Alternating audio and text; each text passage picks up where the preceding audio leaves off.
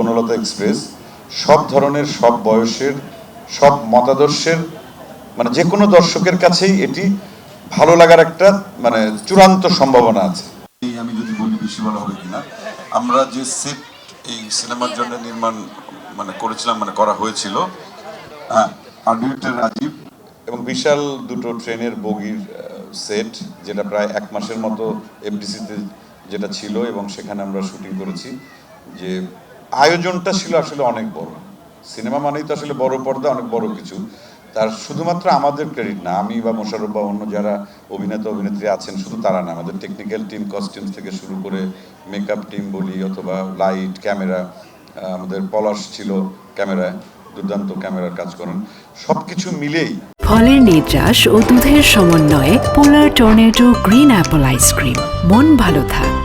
আমি একবারে আপনাদের প্রশ্ন করার আগে নিজে থেকে সব উত্তর দিয়ে দিচ্ছি আর কি, যা যা প্রশ্ন আসতে পারে, যাতে দ্বিতীয়বার ঝামেলা করে আমার কাছে আবার আসতে না হয়। তা একটা ভালো কাজ করার জন্য যে ধরনের টিম তৈরি করা দরকার, তানিম সেটা করেছে।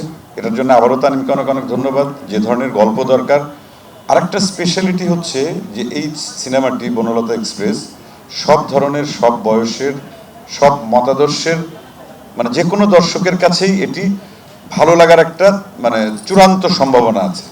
বাকিটুক দর্শক যারা সিনেমা হলে যাবেন, যারা দেখবেন, তারা বলবেন দেখার পর।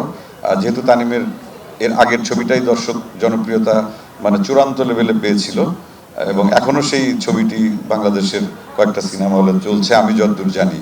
উৎসব, তা উৎসবের পর এটি তানিমের দ্বিতীয়, এটা টোটালি হয়তো তৃতীয়, কিন্তু পরপর দুটো ছবি।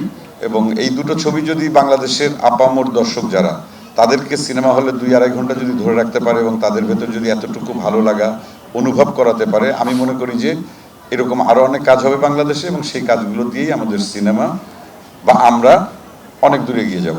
সবাইকে অনেক অনেক ধন্যবাদ আজকে যারা এখানে এসেছেন।